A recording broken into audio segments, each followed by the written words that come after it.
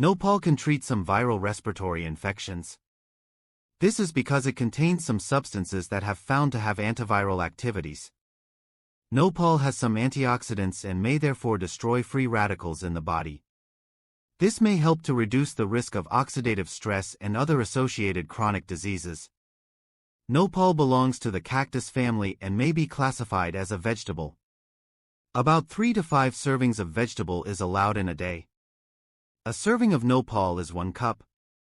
Nopal is effective in managed diabetes. Nopal has a hypoglycemic effect. It reduces absorption of water-soluble dietary fiber content by interrupting absorption of glucose in the intestine and reduce blood glucose levels after ingestion.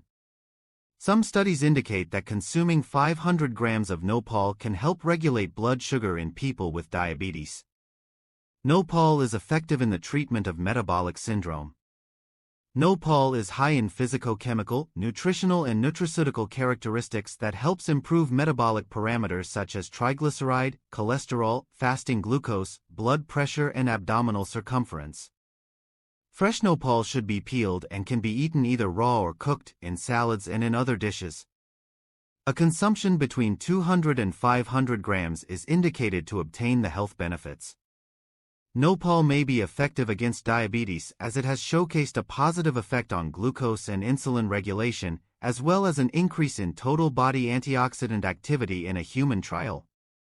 After removing the skin and thorns of Nopal, it can be pan-fried and added in salads.